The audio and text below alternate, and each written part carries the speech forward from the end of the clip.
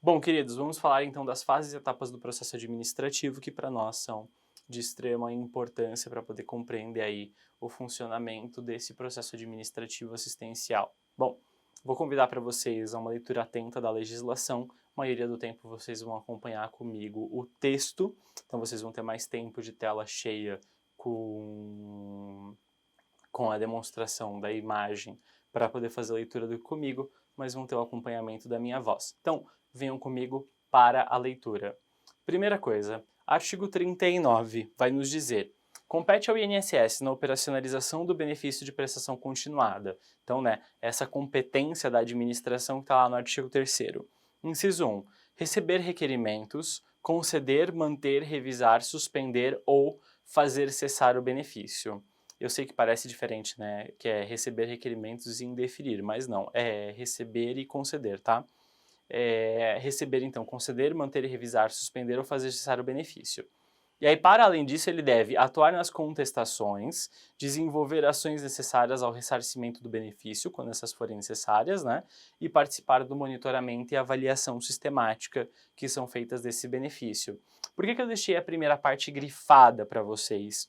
Porque é o procedimento padrão do processo administrativo, além da operacionalização nesse caso, né? Já que a operacionalização é um conceito mais amplo. Esse processo administrativo de concessão do benefício indica que ele recebe o requerimento, concede, mantém o benefício mediante pagamento, revisa periodicamente ou quando há alguma alteração, suspende o benefício, se for caso de suspensão que nós vamos discutir, ou faz cessar o benefício nos casos de cessação, quando são pela administração ou a requerimento do segurado. O inciso 2 fala que ele realiza periodicamente o cruzamento de informações, utilizando o registro de informações do CAD único e de outros cadastros.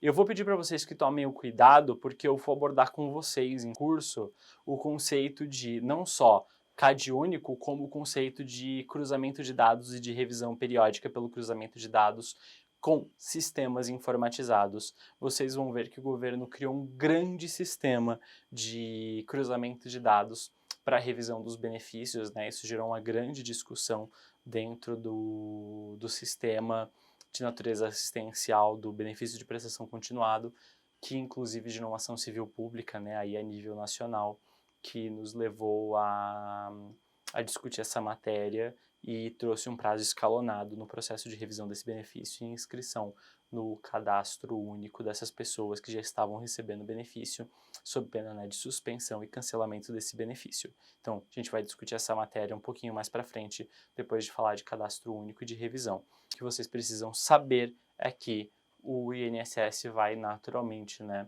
fazer o processo de revisão e de cruzamento periódico de dados no cadastro único para poder fazer a observação dos dados de emprego e renda, não só da pessoa, como dos integrantes do grupo familiar que foram declarados no momento do requerimento do benefício ou de novas pessoas cadastradas no endereço onde aquele benefício é mantido. O inciso 3 vai falar que ele vai realizar a avaliação médica e social da pessoa com deficiência, tema esse discutido, né, no módulo 3 e no módulo 4.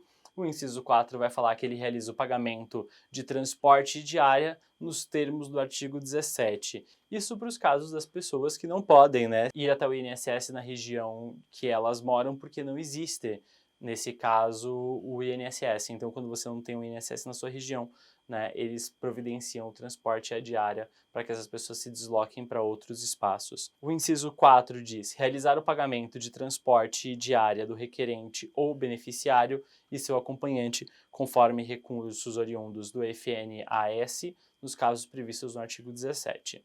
O que nos diz o artigo 17 do próprio RBPC? Na hipótese de não existirem serviços pertinentes para a avaliação da deficiência do grau de impedimento no município de residência do requerente ou beneficiário, fica assegurado seu encaminhamento ao município mais próximo que contar com tal estrutura.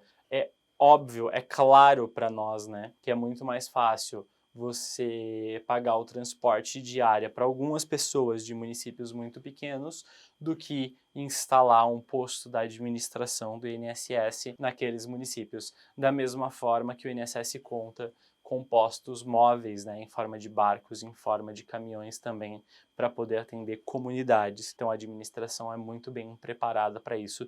Nesse sentido, a administração está de parabéns pela sua capacidade de mobilidade e de garantia de mobilidade dessas pessoas. Para além disso, né, o artigo 39, inciso 5, fala que ele deve enviar comunicação aos beneficiários, e o inciso 6 fala que deve analisar defesas, receber recursos pelo indeferimento e suspensão do benefício, e instruir e encaminhar os processos à junta de recursos, quando for necessário, nesse caso, para os casos de indeferimento de defesa das pessoas que tiveram as decisões indeferitórias. Ainda na operacionalização, efetua o passe dos recursos do pagamento de benefício junto à rede bancária, né? Então transfere os recursos do pagamento de cada pessoa, então inclui os assistidos na sua folha de pagamento. O inciso 8 fala que participa em conjunto com o Ministério do Desenvolvimento na instituição, e aí nesse caso, né, hoje já o Ministério tem outro nome, com a instituição do Sistema de Informação e de Alimentação do Banco de Dados sobre concessão, indeferimento e manutenção, suspensão e cessação e ressarcimento e revisão do BPC, ou seja, o INSS é obrigado a informar todos os dados sobre todos os mais de 4 milhões de benefícios de prestação continuada de todas as pessoas, dizendo quais foram os benefícios que foram concedidos, cessados, pagos, não pagos, suspensos, dentre outras condições, para que o governo possa cruzar dados em todas as informações, permitindo saber quais são as pessoas que estão recebendo, que não estão, quem está, em que casa, em que local, sob que condição, mediante, por exemplo, decisão administrativa, judicial, decorrente de ação civil pública.